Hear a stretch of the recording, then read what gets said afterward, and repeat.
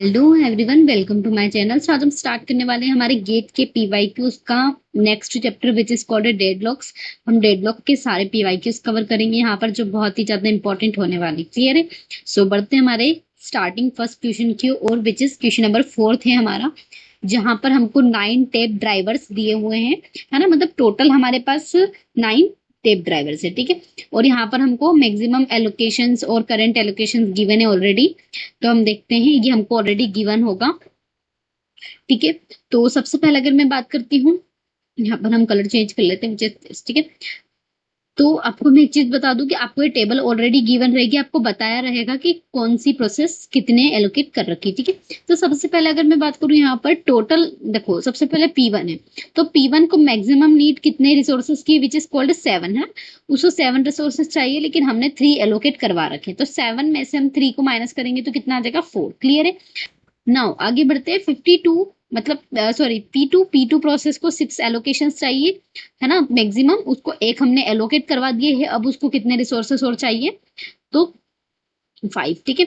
और P3 को कितने रिसोर्स चाहिए, मैक्सिमम 5। हमने 3 ऑलरेडी एलोकेट करवा रखे हैं, हमको 2 की और नीड है। क्लियर है? तो आप इस टाइप से इसको पहले हम रिक्वायरमेंट नीड, उनको कितने की नीड है करंटली, रिक्वायरमेंट नीड 4, 5 और 2 की है रिस्पेक्टिवली, ठीक है। तो यहाँ पर सबसे पहले हम समझते हैं कि हमको निकालना क्या है, एक्चुअली में करना क्या है इसके अंदर। सबसे पहले आपको देखना है कि टोटल नंबर्स ऑफ एलोकेशंस कितने हो जाएंगे। तो टोटल नंबर ऑफ एलोकेशंस, हमको total number of tape drive कितनी दे रखी है, 9, है ना। तो 3 और 3 कितनी होगी, 6 और एक 7, 7 है।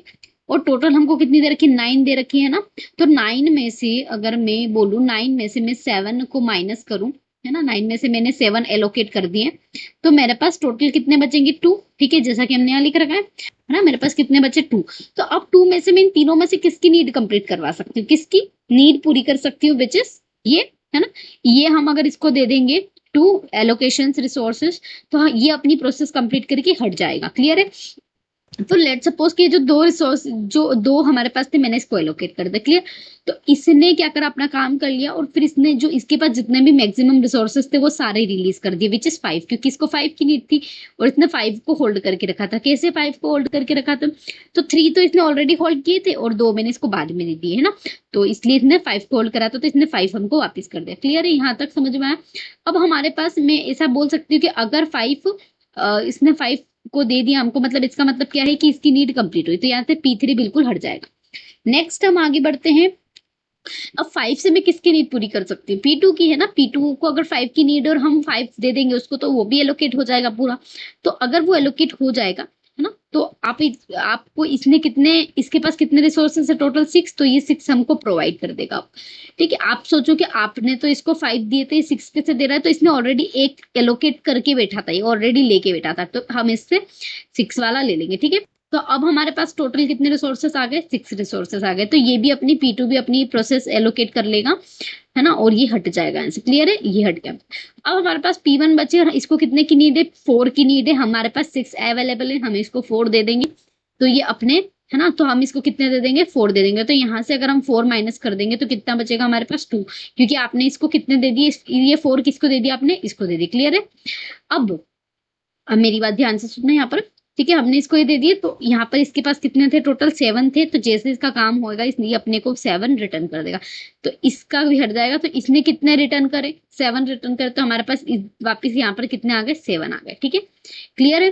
तो 7 यहाँ पर आ गए, और 2 ऑलरेडी मेरे पास थे, तो 7 और 2 कितने हो गए, 9। अब टोटल स्टार्टिंग में कितने थे, 9, तो ये 9 आ गए।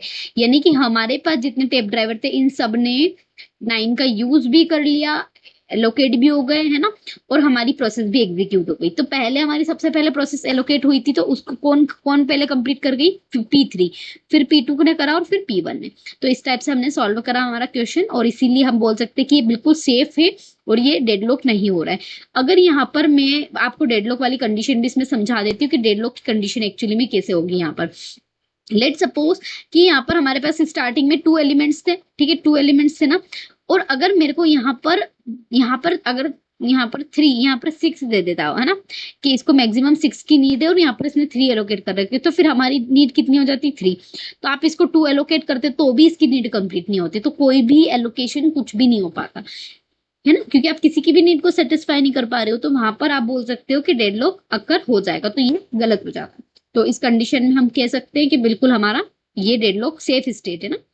तो इस टाइप से आप ये रिसोर्स आप यहाँ पर ये सॉल्व कर सकते हो, ठीक है। तो आगे बढ़ते हैं, नेक्स्ट क्वेश्चन देखते हैं, क्वेश्चन नंबर 5, ठीक है। तो यहाँ पर हमारे पास कुछ मतलब स्टेटमेंट से वी कैन से, तो हमको बताना है म्यूचुअली एक्सक्लूसिव की पॉलिसी। तो सबसे पहले मैं बताती हूँ आपको म्यूचुअल एक्सक्लूसिव को प्रिवेंट करने के लिए हम क्या क्या कर सकते हैं।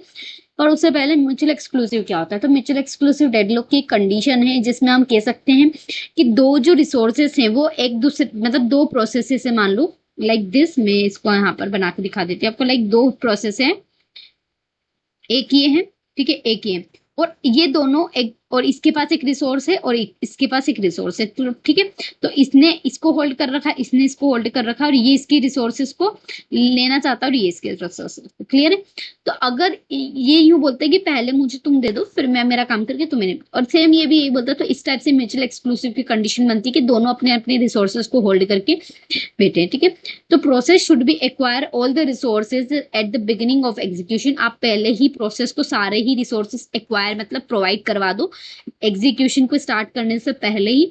If any resources is not available all resources required so for a release, तो यहाँ पर अगर कोई रिसोर्स नहीं भी अवेलेबल हुआ तो वो उससे ले लेगा, यानी कि आप एक मान लो एक आप यहाँ पर अलग अलग रिसोर्सेस एलोकेट करवा दो, ये कहना चाह रहे हैं कि आप इसको भी दो रिसोर्सेस दे दो, इसको भी दो रिसोर्स, लेकिन फिर हमारा जो है वो कॉस्ट बढ़ जाएगी, इसीलिए हम ऐसा प्लान करते हैं कि दोनों को सेम टाइम पे नीड ना पड़े, क्लियर है।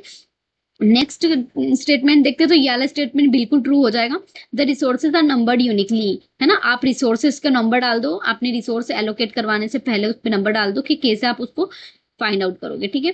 तो यहाँ पर इंक्रीजिंग रिसोर्सेस नंबर्स के हिसाब से डाल दो कि 1 2 3, तो जैसे जैसे प्रोसेस पे भी नंबर डाल देंगे, तो प्रोसेस 1 फिर वो इसको यूज करेगी, फिर इसको यूज करेगी, सो मेनी, है ना, इस टाइप से चलता रहेगा।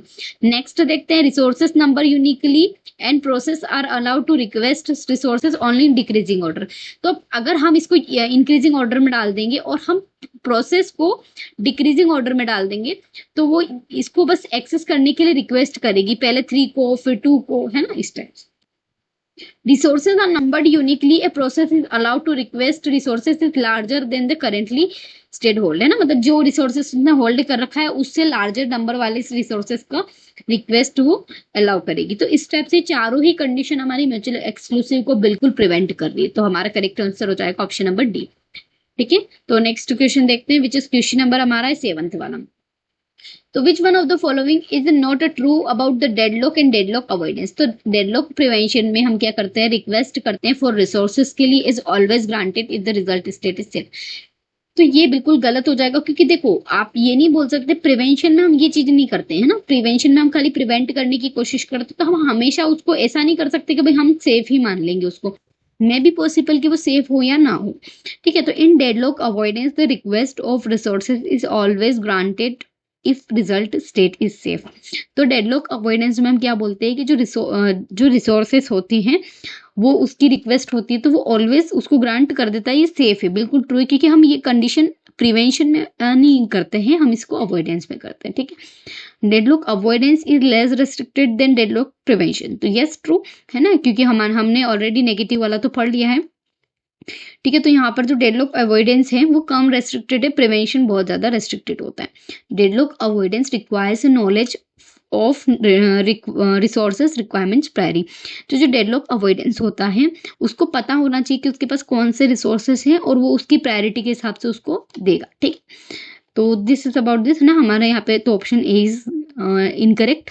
नेक्स्ट क्वेश्चन देखते हैं, which is 8, which one of the following statement is true with respect to deadlock, तो डेडलॉक के हिसाब से हमें बताना है, तो circular wait is necessary conditions for the deadlock formation, देखो आप जानते हो कि डेडलॉक को बनाने के लिए आप सर्कुलर वेट करोगे, सर्कुलर वेट वाली कंडीशन मैंने आपको यहाँ डिस्क्राइब करी थी, this is called circular wait, क्योंकि एक दूसरे की चीजों को लेके बैठा है, एक दूसरे के रिसोर्सेज को होल्ड करके बैठे हैं, और अगर ये एक भी छोड़ेंगे नहीं तो ये अपने एग्जीक्यूशन को कंप्लीट नहीं कर पाएंगे, ठीक है।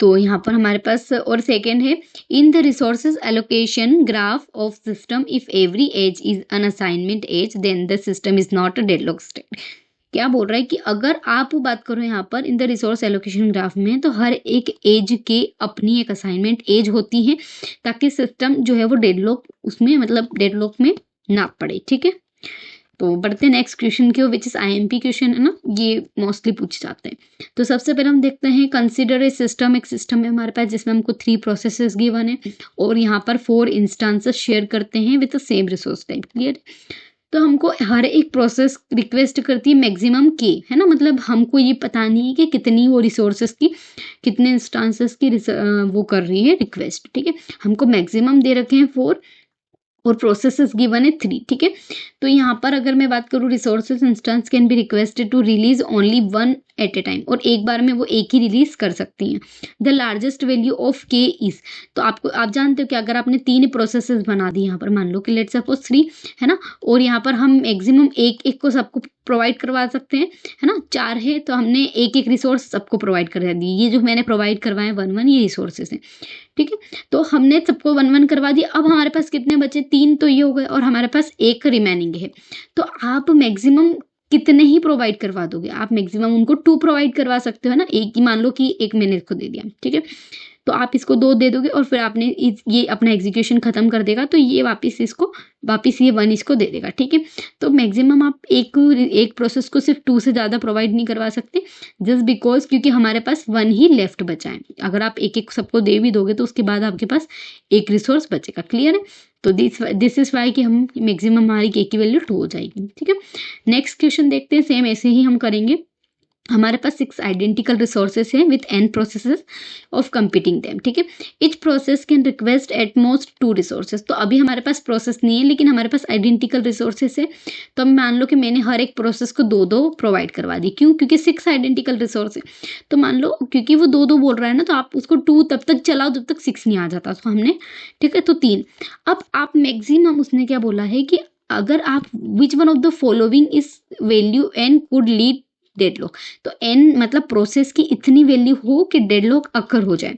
तो अगर हम 3 रख रहे हैं प्रोसेस की वैल्यू, मान लो कि 1 प्रोसेस, 2 प्रोसेस और 3 प्रोसेस। क्लियर, तो यहाँ पर मेरी वैल्यू कितनी आ गई, 6 रिसोर्सेस हैं और हमारे पास तो ये करेक्ट है अवेलेबल है। आप इससे आप डेडलॉक अकर नहीं कर सकते। लेकिन वहीं अगर मैंने एक और प्रोसेस बना दी तो यहाँ के लिए मैं 2 कहाँ से लाऊंगी, क्योंकि इन तीनों को तो ये होल्ड करके बैठा है ना। तो इस हिसाब से हम कह सकते हैं कि ये वाली जो प्रोसेस है अगर एक और आ जाएगी तो डेडलॉक अकर हो जाएगा। तो 4 प्रोसेस होंगी तो हमारे डेडलॉक अकर होगा, वरना 4 से कम होंगी तो डेडलॉक अकर नहीं होगा। क्लियर है, सो देखते हैं 11th question. A system contains 3 programs and each requires 3 tape drives.